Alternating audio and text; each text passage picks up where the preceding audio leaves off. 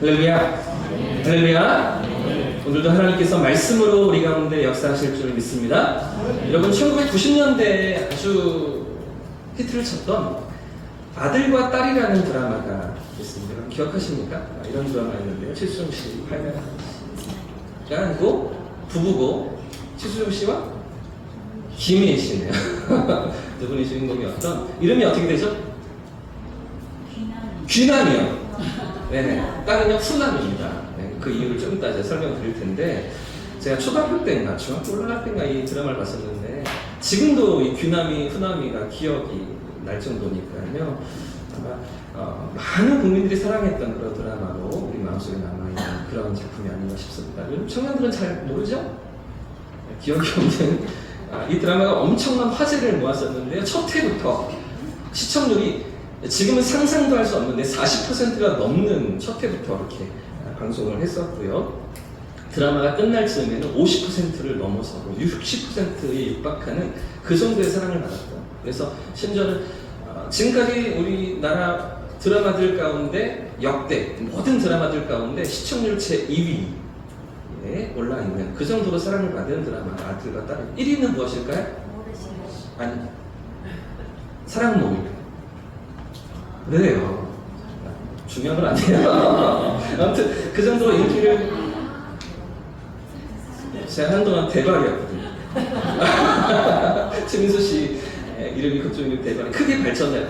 중요한 반인데 아무튼 시청률 2위에 오를 정도로 많은 국민들의 사랑을 받은 이유가 무엇인가? 왜 그렇게 사람들에게 이 드라마가 사랑을 받았는가 생각해 보니까요. 그 시대상을 그 당시에 우리의 서러움과 아픔을 너무나 잘 담아내고 있었다는 것이죠. 이 드라마가 1990년대 영화인데 1970년대를 배경으로 합니다.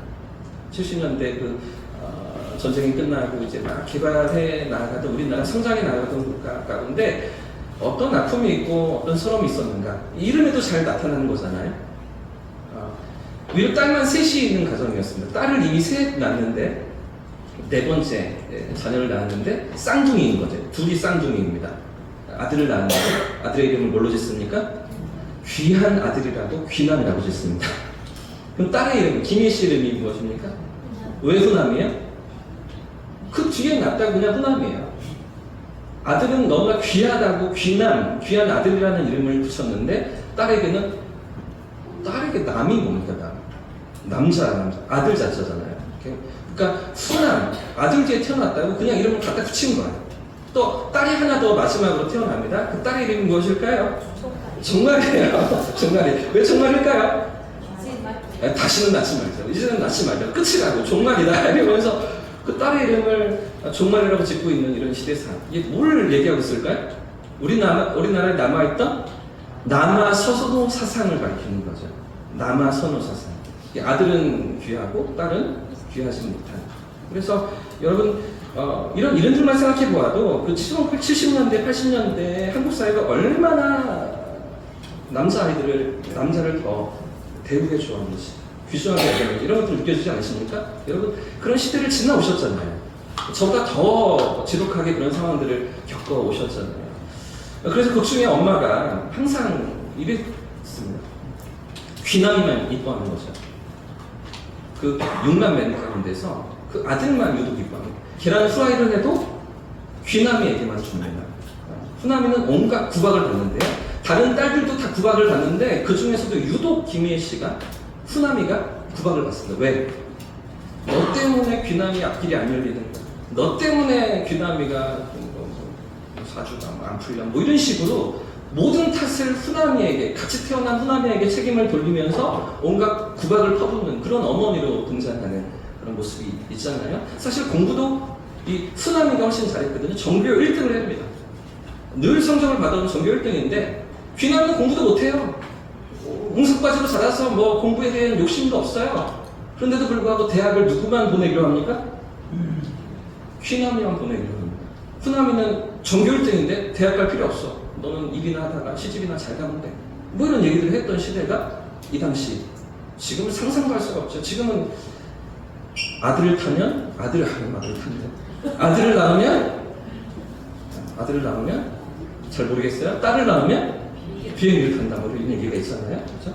시대가 완전히 달라져 있는데 그때만 해도 그런 시대였다는 것이죠. 여러분 잠시 이 드라마의 한 장면 보고 오면 좋겠죠? 네, 추억에 화질이 좋지는 않지만 잠깐 짧은 드라마 내용이 있습니다. 한번 보십시오.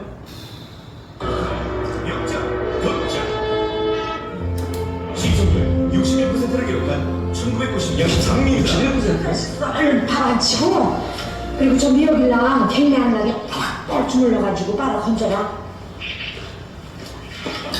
뭐 더 줘? 아니에요, 됐어요. 많이 먹어. 그나마 이따가 학교에서 돌아올 때는 친구 몇 명 데리고 와. 떡 쪄놓고 갈 테니까. 같이 생겨 둘 다 생기잖아요. 너도 많이 먹어. 생일은 어디 뭐 귀남이 생기기만 한 거야? 보시라는 소리 하고 있네. 아 여자가 생일을 이거 쳐주기나 한다더냐? 나는 이날 이때껏 생일상 한번 받아본 적 없이 살았어. 아유, 정말? 요즘 세상이 그러지 않습니다. 우리 귀남이 장가들면 또 몰라. 지혜비 생일상이야 차려 죽었지? 그래요, 언니. 쌍둥이남매 귀남과 후남이 겪는 7일과 인생여정 드라마 아들과 딸. 넌 손 없어? 잘 건 자기가 빨아시면 좋잖아. 누가 언제 빨아달랬어? 어머니한테 한 번만 더 시켜, 나한테. 정말 아무리 참을 안 끼려고 해도 속옷이 이렇게 올라온다. 잘 참으면서 뭘 그래? 그래, 잘 참는다. 안 참아봤자 달릴 방법도 없고 집안만 시끄러워지니까 어떡해. 여기까지 넘어가겠습니다. 푹 빠지시는데 지금 너무 재밌게 보시는데 이 장면만 보아도 어떤 감정이 우리에게 일어납니까? 뭐 화가 나죠. 저 엄마 왜 저래? 어떻게 저럴 수 있어? 똑같은 딸인데, 자식인데 아들 생일이라고 챙기고 미역국 끓여주는데 딸에게는 전혀 신경도 쓰지 않는, 지금 빨래, 아들 양말 빨래를 딸에게 시키고 있는 거예요. 그러면서 귀남이는 손도 못 대게 하고 손대면 난리가 나는 거죠, 언니가. 뭐 이런 시대 상황들을 보면서 여러분 많은 국민들이 당시에 이 드라마를 보면서 어떤 감정을 느꼈을까요? 분노이죠. 화. 그죠? 내가 당했던 그 서러움. 특히나 어머니들. 그죠? 근데 자라면서 겪었던 그 모든 아픔들, 상처들, 이런 것들을 떠올리지 않았겠습니까? 그래서 이 차별에 대한 분노, 억울함, 뭐 분함, 원통함, 이런 것들이 막 이 드라마 때문에 막 쏟아져 나오던 그런 시대였는데요. 그래서 어떤 분은요, 저녁을 먹으면서 이 드라마를 보다가 펑펑 울었대요. 자기 모습이 너무나 투영이 돼서. 자기 어렸을 적 그 모습이 너무나 떠올라서 너무나 막 화가 나고 상처에 막 펑펑 울었다는 얘기를 하더라고요. 그만큼 감정이입이 되었다는 것 아니겠습니까? 여러분, 오늘 본문에도요, 오늘 성경에도 이렇게 차별을 당하는 제자들의 모습이 등장하고 있습니다. 이유도 없이 차별을 당하고 공평하지 못한 일을 당하는 그런 제자들의 모습이 기록되고 있는데 어떤 제자들입니까? 야고보와 베드로라는 제자인데, 여러분 빨리 드라마에서 나오십시오. 너무 거기 멀리 가 계신 드라마가 아닙니다. 지금 이 야고보와 베드로가 전혀 다른 대우를 받고 있는 거죠. 완전히 다른 차별을 경험하고 있는 것입니다. 한 제자는 초대교회 핍박 가운데서 헤롯의 손에 의해서 순교를 당합니다. 목이 잘려 순교를 당하는데, 근데 또 다른 제자는 기적적으로 그 감옥에서 풀려나는 그런 놀라운 일들을 경험하게 되는 것이죠. 완전히 다른 대우를 받고 있는 것 아닙니까? 여러분, 이런 차별이 왜 있는 것입니까? 왜 둘 다 살려주시지? 아니면 죽이려면 둘 다 죽이시지? 왜 베드로는 건져내시고 살려내시는데 왜 야고보는 순교하도록 내버려 두시는 것입니까? 이유가 무엇입니까? 오늘 이 사건에 담겨있는 메시지가 무엇일까요? 오늘 이 부분을 우리가 함께 살펴보려고 하는데요. 오늘 말씀은 예루살렘 교회 가운데 찾아온 또 한 번의 큰 위기로부터 오늘 상황이 시작되고 있습니다. 이때 헤롯이 예루살렘 교회 몇 사람을 해하려고 하면서, 해치려고 하면서 그 가운데 야고보 사도를 죽이는 장면이 오늘 본문이 시작되는 장면인데요. 1절과 2절 말씀 같이 한번 읽어보겠습니다. 1절과 2절입니다. 시작. 그때 헤롯이 손을 들어 교회 중에서 몇 사람을 해하려 하여 요한의 형제 야고보를, 지금 예루살렘 교회 안에 어떤 위기가 또 찾아오고 있습니까? 지금까지는 유대교 종교 지도자들이 교회를 핍박하고 압박하고 또 괴롭혔죠. 그런데 이제는 헤롯 임금입니다. 이 헤롯 임금도 그 핍박의 가세에서 이제는 어떤 유대교의 종교적인 탄압, 유대교에서 이제 기독교가 시작될 때 이 기독교를 이단이라고 판명하면서 이단이라고 그렇게 공격하면서 탄압했던 그 상황이 종교적인 탄압만 아니라 이제 왕으로부터 헤롯 임금으로부터 탄압이 이어지는 정치적인 탄압까지 지금 교회가 경험하고 있는 것이죠. 이런 위기 가운데, 이런 어려움 가운데 예루살렘 교회가 처해 있고 그렇게 나아가고 있는 것입니다. 여러분, 지금 왜 헤롯이 이 탄압에 힘을 보태고 있는지 이 부분을 생각해 봐야 될 것 같습니다. 먼저 왜 헤롯이 유대교나 기독교나 전혀 상관이 없는 왕이거든요. 근데 헤롯 임금이 왜 기독교를 박해하고 탄압하는 일에 같이 힘을 보태고 있는지 그 이유가 무엇인지 함께 살펴봐야 하는데요. 당시 헤롯은 로마 황제에게, 로마 시저에게 일정한 영토를 분할받아서 다스리는 분봉왕이었습니다. 분봉왕. 그러니까 꼭두각시 왕이죠. 바지사장이죠. 그러니까 시저가 한 지역을 이만큼 다스려 떼준 거예요. 왕으로 너 다스려. 그리고 나에게 세금을 바쳐. 이렇게 이제 시킨 건데요. 이 갈릴리 지역과 유대와 사마리아 그리고 요단강 동편까지 이 팔레스타인 일대를 다스리던 게 이 헤롯 가문입니다. 헤롯 가문. 원래 이 헤롯이 사실은 그렇게 왕이 될 수 있는 위치가 아니거든요. 그 이유는 이 헤롯에게는 유대 지역에 들어와서 살 수가 없는 그런 취약점, 아킬레스건이 있었는데 그 이유가 무엇이냐면 바로 헤롯의 출신이었습니다. 헤롯은 이두메 출신이었거든요. 에돔 출신이었습니다. 그러니까 에서의 후손인 거죠. 그러니까 유대 지파가 아니에요. 유대 족속이 아니에요. 유대 민족을 다스릴 수 있는 사람이 아니에요. 그러니까 에돔 족속의 후손으로서 그러니까 에서와 야곱을 아시죠? 그래서 에서와 야곱 쌍둥이였는데 에서의 후손이 이 에돔 이두메 족속이 되고요. 그리고 야곱 족속이 이제 이스라엘 민족이 되면서 12지파가 되어지고 그리고 하나님 백성이 되어지는데 사실은 쌍둥이 형제잖아요. 사실은 처음부터 함께 한 어머니 밑에 태어난 그런 형제가 아닌데 역사적으로 시간이 많이 흐르면서 원수처럼 되었습니다. 계속해서 다툼이 일어나고 충돌이 일어나고 그러면서 원수처럼 서로를 여기면서 유대인들은 이 에돔 족속을 이방인처럼 여겼던 거죠. 한 형제 민족이라고 생각하지 않고 아예 제껴버렸던 겁니다. 그러니까 에돔 족속도 유대인들에 대해서 감정이 좋지 않았겠죠? 서로 이렇게 관계가 불편한 이런 가운데 있었습니다. 그런 가운데 로마가 지중해 일대를 다 지배하고 식민 지배를 할 때에 이 헤롯 가문에서 헤롯이라는 한 사람이 이 시저 왕에게 뇌물을 바칩니다. 청탁을 넣습니다. 그리고 환심을 사서 분봉왕으로 그 일대를 다스리기 시작하게 되는데요. 그게 헤롯 대왕이었습니다. 헤롯 대왕. 이 헤롯 대왕이 누구냐면 그 예수님 탄생할 때의 어린 아이들, 2살 밑에 아이들을 다 죽였던 그 대왕 있잖아요. 그러니까 그 모든 이제 헤롯 가문과 유대인들 간의 불편한 역사가 이때부터 시작하는 거예요. 예수님 탄생 때 대왕이었던 헤롯 대왕. 그리고 그 아들 헤롯 안티파스가 그 아들이 성경에 또 등장하는데 그 아들이 누구냐면 세례 요한을 죽였던 그 헤롯 임금입니다. 그 제수 씨와 그 이복 동생의 아내와 결혼을 하고 그 아내를 취해서 헤롯이 잘못했다고 요한에게 책망을 듣잖아요. 그랬을 때 세례 요한을 잡아가지고 목을 잘라서 죽였던 그런 임금이 헤롯 안티파스이고요. 그러니까 헤롯 대왕, 헤롯 안티파스 그리고 그 아들 헤롯 아그리빠가 손자죠. 헤롯 아그리빠가 오늘 성경에 사도행전 12장에 등장하는 헤롯 임금이고요. 그러니까 다 헤롯이에요. 다 같은 이름인데 시간이 많이 지났죠? 그렇죠? 지금은 AD 44년경입니다. AD 44년경 예수님 그러니까 부활하시고 승천하시고 약 10년의 시간이 지났습니다. 33년 동안의 공생애를 하시고 예수님께서 승천하시고 하늘을 떠나신 이후에 그러니까 여러분 예루살렘 교회가 시작되고 얼마 시간이 흐른 것입니까? 10년 지난 거죠. 오순절 성령 강림이 있고 10년의 시간이 지난 시점. 이때가 사도행전 12장의 이 상황인데 이때 헤롯 임금이 유대인들을 다스리면서 꾀를 내기 시작했습니다.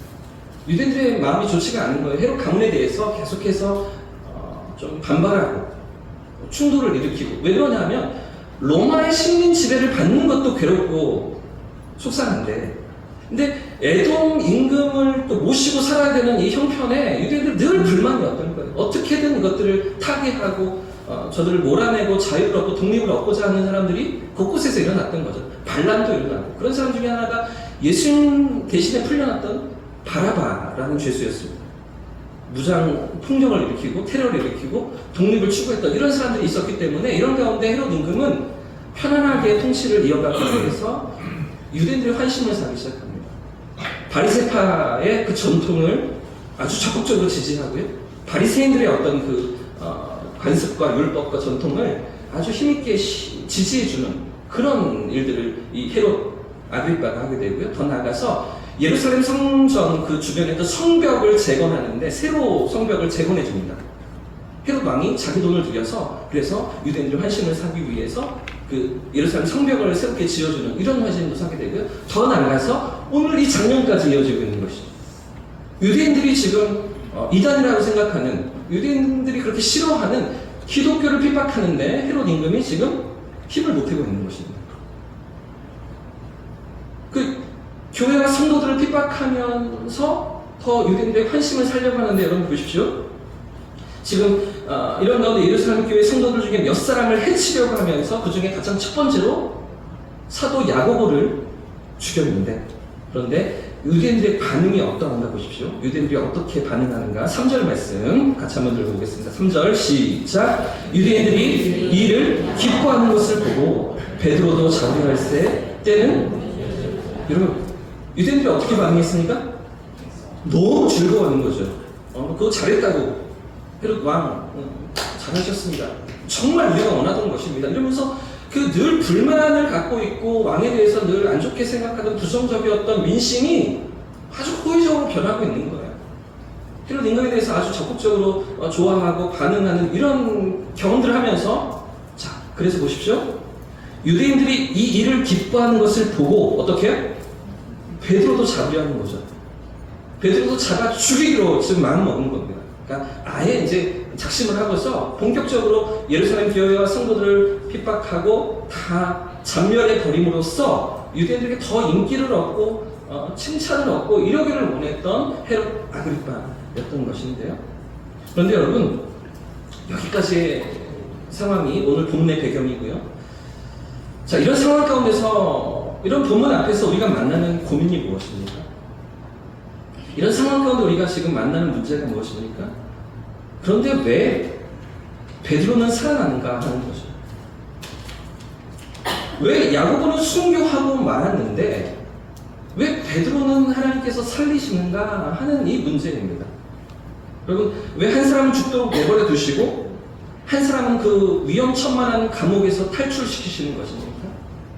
6절에 이렇게 기록하고 있죠. 제가 읽어보겠습니다. 헤롯이 잡아내려고 하는 그 전날 밤에, 잡아서 이제 죽이려고 하는 그 전날 밤에 베드로가 두 군인 틈에서 두 쇠사슬에 매어 누워 자는데 파수꾼들이 문 밖에서 옥을 지키던. 여러분 생각해 보십시오. 지금 베드로가 감옥 안에 있습니다.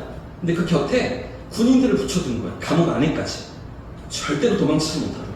그리고 두 쇠사슬로 베드로를 묶어 놓았고, 더 나가서 그 철문 밖에 또 경비들을 세워놓았죠.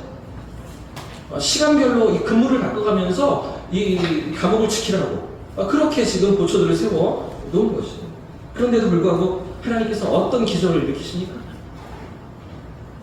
그 베드로를 잡아 죽이려고 하는 그 전날 밤에, 깊은 밤에 하나님께서 천사를 보내시고 베드로를 구출해내십니다. 살려주십니다. 그리고 그에게 생명이 연장되도록 하나님께서 이렇게 이끌어 가시는데요. 여러분, 문제는 야고보는 어떻게 되었다고요? 야고보는 지금 어떤 상황입니까? 이미 죽었잖아요. 이미 순교를 당했잖아요. 이미 며칠 전에 세상을 떠났습니다. 그럼 그때는 왜 천사를 보내시지 않으셨습니까? 그럼 그때는 왜 야고보를 살려주지 않으셨습니까? 왜 베드로는 살리시는데 야고보는 이렇게 대우하시는 것입니까? 왜 하나님께서 차별하시는 것이죠? 이유가 무엇입니까? 여러분 함께 따라해 보겠습니다. 사명 때문에. 한 번 더, 사명 때문에. 그렇습니다. 사명 때문에 베드로를 남겨두신 거고요. 사명 때문에 야고보도 데려가시는 것이죠. 여러분, 야고보를 통해서 하실 그 일들을, 야고보에게 맡기신 그 사명을 야고보가 다 감당했기 때문입니다. 야고보를 통해서 하나님께서 이루고자 하셨던 그 모든 뜻이 다 성취되었기 때문이죠. 하지만 베드로는 아직 해야 할 일들이 남아있었기 때문에 이 사명 때문에 야고보는 데려가셨고 베드로는 살려 놓으셨던 건데요. 여러분, 아마도 이 야고보는 예루살렘 교회를 세우면서 해야 할 모든 역할들을 다 감당했던 것 같습니다. 여러 가지 흔적들이 사도행전에 우리가 지나왔던 곳에 있지만 한 가지만 우리가 살펴보면, 우리가 지나왔던 사도행전 5장 말씀을 보시면 초대교회가 당했던, 예루살렘 교회가 당했던 핍박과 어려움의 모습들이 그곳에 기록되고 있습니다. 어떤 핍박과 괴로움을 사도들이 감당해야 했는가? 사도행전 5장 41절과 42절 말씀인데 제가 한번 읽어보겠습니다. 사도들은 그 이름을 위하여, 예수의 이름을 위하여 능욕받는 일에, 핍박을 받는 일에 합당한 자로 여기심을 기뻐하면서 공의 앞을 떠나왔다. 그러니까 사내들인 공의로부터 핍박을 당하고 괴로움을 당했던 이런 상황인데요. 그런 가운데서도 사도들은 기뻐하고 즐거워하면서 당연히 그렇게 해야지. 이 복음을 위해서, 예수의 이름을 위해서 온 세상을 구원하시고 하나님의 백성으로 거듭나게 하시는 일들을 위해서 우리가 쓰임받아야지. 얼마든지 능욕을, 핍박을 기꺼이 받는 그 자리에 있었다는 것 아니겠습니까? 근데 그 뒤에 보시면 그들이 누구예요? 사도들이죠. 그 사도들이, 예루살렘 교회 사도들이 날마다 성전에 있든지 집에 있든지 어디에 있든지 예수는 그리스도라고 가르치기와 전도하기를 그치지 않았다는 것입니다. 여러분, 이 그들 안에, 이 사도들 안에 누가 들어가 있습니까? 야고보가 들어가 있습니다. 핍박을 받고요, 능욕을 받고요, 괴로움을 당했던 그 자리에 야고보가 있는 것이죠. 집에 있든지 성전에 있든지 길에 있든지 사람을 만나든지 누구를 만나든지 예수를 그리스도라고 가르치기와 예수님이 우리를 구원하셨다는 이 복음을 전하는 일을 그치지 않는 일에 누가 있었다고요? 야고보가 있었다고요. 사도들이 있었다고요. 여기까지 하나님께서 야고보에게 사명을 맡기시고 역할을 부탁하셨던 것인데요. 여러분, 그에 비해서 베드로는 어떻습니까? 베드로. 물론 베드로도 이 능욕과 핍박의 같은 자리에 있었죠. 그죠? 베드로도 그 모든 어려움을, 고초를 당했을 것입니다. 하지만 주님께서 베드로에게 맡겨놓으신 또 하나의 사명이 더 있었는데요. 베드로에게 부탁하신 또 하나의 역할이 더 있었습니다. 그것이 무엇이냐면 이방인들을 향한 복음의 문이 열려지는데, 이제 예루살렘과 온 유대와 사마리아까지 복음이 확장되면서 사마리아 지역에서 유대인에게만 복음을 전했잖아요. 유대인들에게만, 그 흩어져 있는 유대인들에게만 복음을 전했는데 이방인들에게 복음이 확장되는 그 일을 위해서 하나님께서 이 베드로를 사용하시는데, 그래서 고넬료의 집으로도 보내셨죠? 그죠? 그래서 환상도 보여주시면서 성령의 인도하심을 경험하게 하시면서 이방인이었던, 로마의 백부장이었던, 로마 군인이었던 고넬료의 집에 구원이 임하고 성령이 임하시는 역사들을 경험케 하시지 않으셨습니까? 이게 사도행전 10장과 11장이었잖아요. 자, 그런데 중요한 것은 이 뒤에도 이런 비슷한 장면이 하나 더 있습니다. 사도행전 15장이에요. 우리가 나중에 살펴보겠지만 사도행전 15장에도 가면 베드로가 예루살렘 교회의 회의 가운데서 자기가 경험했던 그 고넬료 사건을 또 한 번 언급하면서 또 한 번 기억하면서 이방인들에게로 복음이 확장되어서 가는데 아주 요긴한 역할을 하는 그런 장면이 있어요. 베드로 때문에 예루살렘 교회가 또 한 번 회의를 하면서 그 모든 회의가 하나님의 뜻이 무엇인지, 하나님이 원하시고 기뻐하시는 바가 무엇인지, 이방인들에게로 복음이 흘러가는데 역할을 감당하는 그 자리가 베드로에게 있었던 것이죠. 여러분, 베드로가 살아남은 이유는 또 조금 더 이뻐하셔서, 베드로를 사랑하셔서가 아니라는 거예요. 그에게 맡겨놓으신 사명이 있었기 때문이에요. 그에게 부탁하시는 역할이 있었기 때문이죠. 무언가 해야 되는, 감당해야 되는 그 자리가 있었기 때문에 하나님께서 베드로의 그 시간을 조금 더 연장하신 것 아니겠습니까? 사랑하는 여러분, 하나님께서 왜 베드로를 구출시키셨습니까?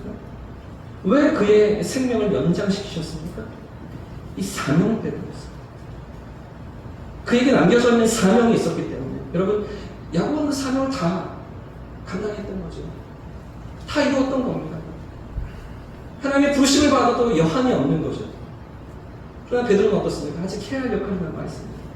이 복음을 위해서, 복음이 세상으로 땅끝까지 흘러가는 일을 위해서 감당해야 했던 그에게 맡겨진 사명이 있었던 것이죠. 사랑하는 여러분, 오늘 이 땅에 아직도 우리를 남겨두신 이유가 무엇입니까? 여러분, 오늘을 살아가는 이유가 무엇입니까? 왜 오늘도 우리의 숨이 붙어있고 호흡이 연장되어지며 하루가 시작하고 계십니까? 왜 오늘 살아 숨쉬고 계십니까? 우리에게 기대하시고 우리에게 부탁하시는 하나님의 뜻과 하나님의 기대가 무엇입니까? 무엇 때문에 오늘을 살아가게 하시고 우리의 삶을 이곳에 두셨습니까? 우리를 통해서 이루실 일이 있기 때문인 줄 믿습니다. 우리에게 맡기신 사명이 있기 때문인 줄 믿습니다. 그저 나 하나 원사하고 우리 가정 하나 책임지고 우리 뭐 부족하지 않게 입에 풀칠하면서 살아가는 그 정도의 삶을 원하시는 게 아니에요. 생을 명하시고 이 땅에 보내신 하나님은, 우리에게 생명을 주신 하나님은 이 땅을 살아가는 동안 우리에게 기대하신 당신의 뜻이 있어요. 그 역할을, 그 사명을 감당하며 이 세상을 살아가고, 그리고 시간이 다 되어서 주님 부르시며 돌아오라고, 돌아간다고 얘기하잖아요. 돌아가는 거예요. 하나님 앞으로 우리가 돌아가게 되는 거예요. 이 땅에 허락받은 시간 동안, 나에게 맡기신 그 시간 동안 사명을 감당하는 거죠. 역할을 감당하는 것입니다. 그저 어쩌다가 사는 것이 아니라, 우연히 살아가는 것이 아니라, 마지못해 살아가는 것도 아니라, 우리에게 맡기신 사명 때문에, 나에게 부탁하신 그 사명 때문에 오늘을 살아가고 오늘도 숨을 쉬고 있는 것 아니겠습니까? 사랑하는 여러분, 주께서 우리에게 허락하신 우리의 삶 속에서도 나에게 맡기신 사명이 무엇인지,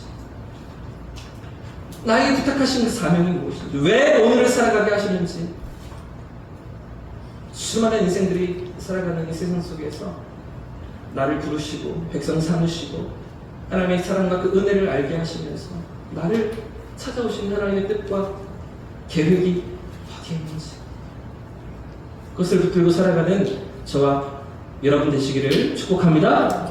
예수님의 이름으로 축복합니다. 그런가 하면 야고보를 먼저 데려가시는 데에도 이유가 한 가지가 더 있습니다.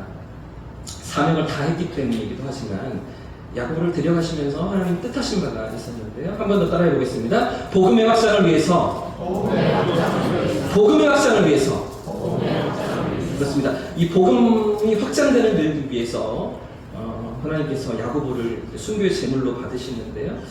여러분, 먼저 순교했던 스데반 집사님도 마찬가지였어요. 여러분, 지금 야고보 사도는 두 번째 순교자였죠. 첫 번째 순교자는 평신도였습니다. 집사로 기름 부음 받았던, 안수 받았던 그 스데반 집사님이 첫 번째 순교자였잖아요. 근데 스데반 집사님도 돌에 맞아 순교했지만, 그러나 그런 핍박과 순교 이후에 이어주는 교회의 모습이 있습니다. 스데반 집사님의 순교 이후에 교회가 어디로 나아가게 되는가? 어떤 하나님의 일하심을 경험하게 되는가? 자, 스데반 집사님이 순교한 이후에 예루살렘 교회 모든 성도들이 사도 외에는 다 유대와 사마리아 지역으로 흩어지게 되죠. 여러 그 정처 없이 집을 떠나서, 고향을 떠나서 방황하고 유기하는 그런 삶의 형편이 펼쳐지지 않습니까? 자, 근데 그 유대와 사마리아 모든 땅으로 흩어진 성도들이 그곳으로 나아가면서 무엇을 들고 나아가요? 그들이 세상 가운데 흩어지는데 어떤 것을 가지고 나아가요?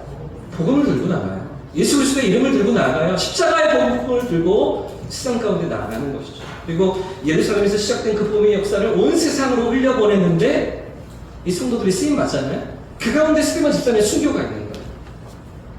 스데반 집사님의 순교가 없었다면 예루살렘 성도들은 흩어지지 않았을 거예요.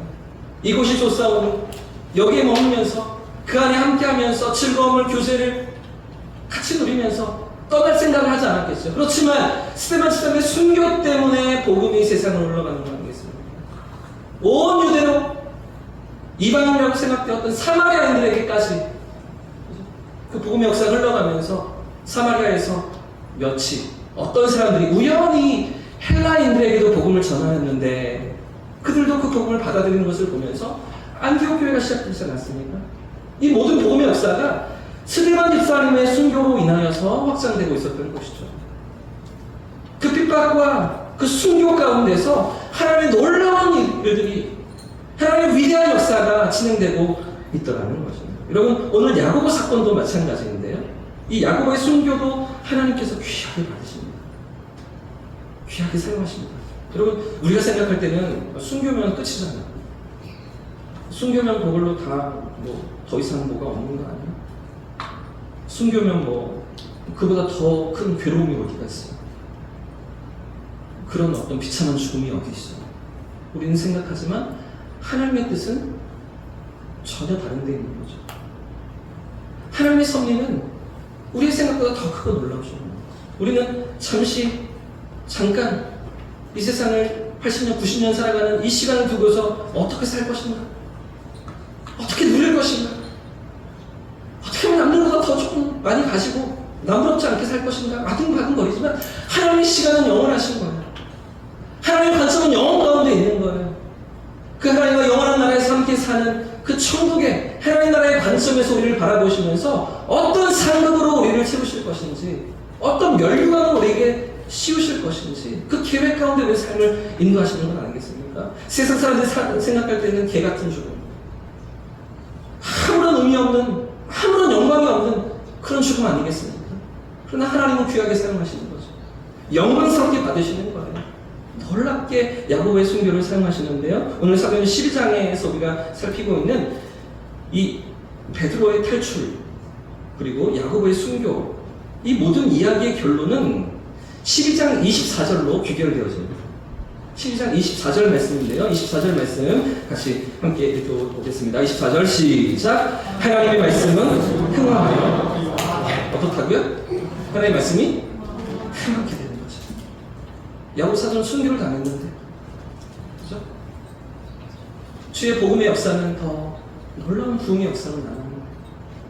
더 많은 사람들을 구원하시고 하나님께서 또 다른 영혼들을 살려내시고 구원하시는 그 놀라운 도구로 야고보의 순교를 사용하시는 것 아니겠습니까? 사랑 여러분, 오늘 야고보는 순교했지만 그러나 하나님의 말씀이 어떻게 확장되어져 나가고 있습니다. 하나님의 말씀은 흥왕케 되어집니다. 믿음의 역사가 더해져 갑니다. 세상에 소망을 찾지 못하고 길을 찾지 못하고 어디로 가야 할지, 어디에 내 인생의 의미가 있는지 찾지 못하며 방황하는 인생들에게 하나님의 살아계심을 나타내시고 구원의 복음을 드러내시고 그들을 영원한 생명으로 인도하시는 말씀에 흥왕케 하시는 역사, 복음의 놀라운 구원의 역사가 야고보의 순교를 통해서 진행되어져 가는 것이죠. 여러분, 왜 베드로는 살아남아야 했습니까? 그에게 남겨진 사명이 있었기 때문에. 여러분, 왜 야고보는 먼저 부르심을 받아야 했습니까? 그의 사명이 다하였기 때문이죠. 그의 순교를 통해서 무언가 하나님 하실 일이 있었기 때문 아닙니까? 사랑하는 여러분, 왜 우리의 삶에 이런저런 어려움이 찾아옵니까?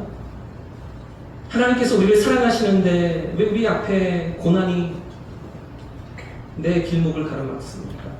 왜 원치 않은 어두움의 시간들이 우리 인생의 걸음을 붙들고 괴롭게 만드는 것입니까? 여러분, 당장은 다 알지 못할 수도 있습니다. 그 이유를 우리가 다 깨닫지 못할 수도 있습니다. 그러나 이 야고보의 순교와 그 뒤에 숨겨진 하나님의 역사를 우리가 생각하면서 그 속에서도 결국 하나님의 선하신 손길이 나의 걸음을 인도하시는 줄입니다. 때로는 우리가 원치 않는 삶의 자리에 있을 때이고, 내가 원치 않는 어려움을 만날 때이고, 왜 이런 어려움을 주셨는가 고민스럽고 낙심이 되는 그 자리에 들어갈 때에도 여전히 하나님의 사랑이, 하나님의 은혜가 나를 붙드시는 주님, 우리를 사랑하시고 우리를 위해서 자기 몸을 버리신 우리 주님의 뜻이 선하신 손길이 나와 함께 하시는 주님, 이 믿음의 길을 우직하게 걸어가는 저와 여러분 되시기를 주님의 이름으로 축복합니다. 여러분, 먼저 부르심을 받아도 하나님의 뜻 가운데 있는 거죠. 조금 더 시간이 주어진다 해도 그 주님의 계획하심과 섭리 가운데 있던 것입니다. 그러므로 우리의 삶이 우리 뜻대로 되지 않을 때에도, 우리 예상처럼 이렇게 풀려지지 않을 때에도, 이런저런 어려움과 문제를 만날 때에도 하나님의 선하심을 바라보죠. 하나님의 자비하심을 인정하시면서 믿음의 길로 포기치 않고 낙심치 않고 주님 앞으로 나아가는 저와 여러분 되시기를 예수님의 이름으로 축복합니다. 축원합니다.